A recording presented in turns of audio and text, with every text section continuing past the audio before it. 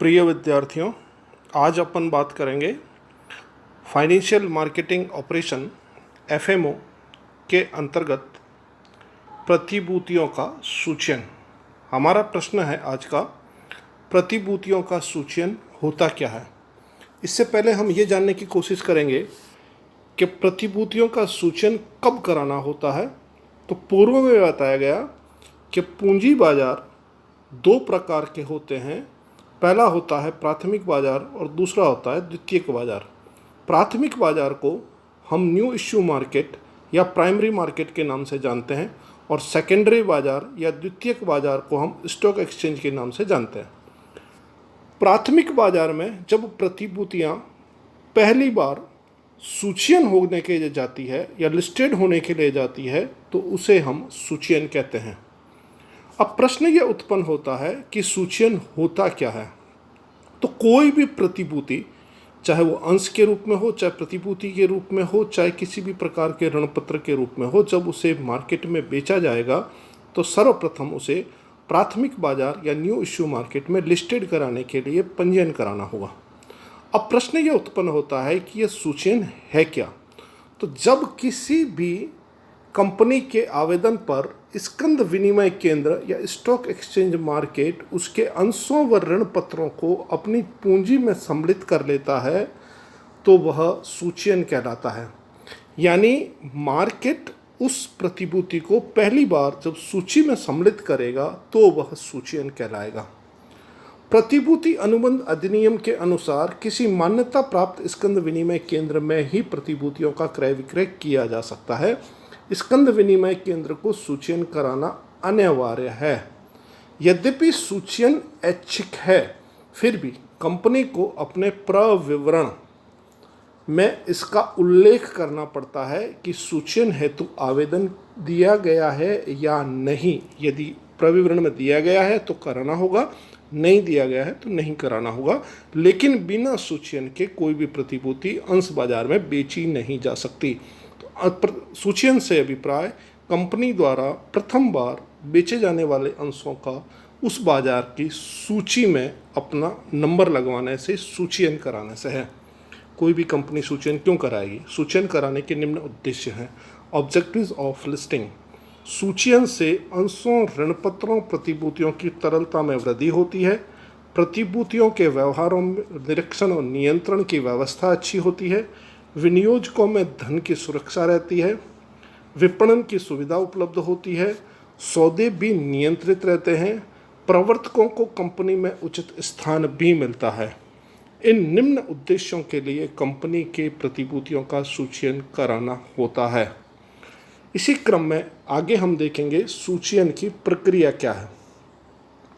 सूचीयन की प्रक्रिया से अभिप्राय procedure of listing. Procedure of listing के अंतर्गत हम ये देखते हैं, जब भी किसी कंपनी के प्रतिभूतियों का सूचीयन कराना होगा तो सर्वप्रथम आवेदन पत्र व प्रपत्र भरने होंगे। तो आवेदन पत्र और प्रपत्र जो भरे जाते हैं उसमें कंपनी द्वारा कंपनी के पार्षद सीमा नियमों की कॉपी लगेगी, कंपनी के पार्षद अंतर नियमों की प्रतिलिपि लगेगी, ऋण पत्र के निर्गमन की दशा में ऋण पत्र ट्रस्ट की डीड की प्रमाणित कॉपी लगेगी, प्रविवरण की कॉपी लगेगी, पिछले 5 वर्षों के विक्रय के दस्तावेज की प्रतियां जमा करानी होगी, पिछले 5 वर्षों के परिपत्र, विज्ञापन, प्रतिभूतियों के अभिदान या विक्रय के लिए दी जाने वाली प्रतियां संलग्न करनी होगी, पिछले 5 वर्षों के चिट्ठे, अंकेक्षण लेखों की प्रतियां भी जमा करानी होगी। अभिगोपक, उप अभिगोपक, प्रवर्तक, दलाल, उपदलाल के साथ किए गए समझौते की प्रतियां भी सम्मिलित होगी। प्रबंधकीय एजेंट, सचिव, कोषाध्यक्ष, विक्रय एजेंट, प्रबंध संचालक, तकनीकी संचालक, जनरल मैनेजर, विक्रय प्रबंधक, अन्य प्रबंधकों के साथ किए गए समझौते की प्रतियां भी संलग्न करनी होगी। इसके अलावा प्रत्येक पत्र, रिपोर्ट, चिट्ठे, मूल्यांकन, अनुबंध, अन्य प्रपत्रों की प्रतियां तथा हरण किए गए अंशों का विवरण, प्रतिभूतियों पर कमीशन, दलाली आदि सभी दस्तावेज साथ में संलग्न करने होंगे। दूसरे में पार्षद अंतर नियम का अनुमोदन। कंपनी अधिनियम के अंतर्गत हम देखते हैं कि पार्षद अंतर नियम और पार्षद सीमा नियम दोनों कंपनी को बनाने होते हैं। तो कंपनी के जो पार्षद अंतर नियम हैं, approval of article of association को भी लगाना होगा। इसमें यह देखना होता है कि कंपनी हस्तांतरण का समान फॉर्म कार्य करे, पूर्णदत्त अंशों की सभी पूर्वाधिकार अंशों से मुक्त है, अग्रिम याचना पर ब्याज देय होगा, दावा रहित लाभांश का जब्त नहीं किया गया है, अंशों की याचिका का विकल्प अधिकार आदि के बारे में भी सूचना उपलब्ध हो रही हो।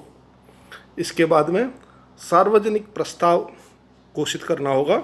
सार्वजनिक प्रस्ताव में यह बताना होगा कि कंपनी प्रत्येक प्रकार की प्रतिभूतियों को जनता के बीच अभिदान के लिए कम से कम 25% समाचार पत्रों में विज्ञापन जारी करेगी। यह अभिदान कम से कम 2 दिनों तक खुला रहेगा।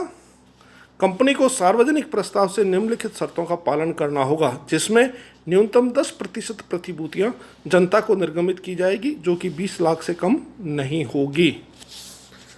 चौथा है सूचीन की पूर्व शर्तों को पूरा करना होगा। सूचीन की पूर्व शर्तों को पूरा करने का मतलब आवंटन पत्र सभी को एक साथ निर्गमित किया जाएगा, अधिकार निर्गमन पत्र भी एक साथ निर्गमित किए जाएंगे, और इसके कंसर्न में जितनी भी अन्य शर्तें हैं उन सभी को भी पूरा करना होगा।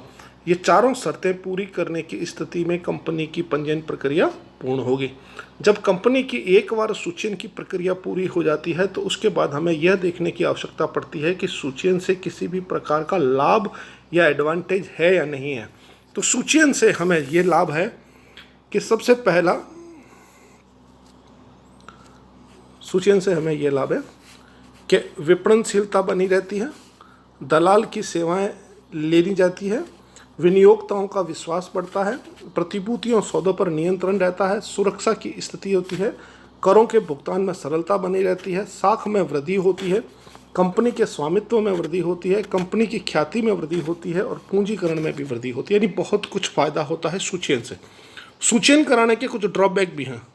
जब हम ड्रॉबैक या डिसएडवांटेज की बात करते हैं तो इससे सट्टे को प्रोत्साहन मिलता है, खराब प्रदर्शन होता है।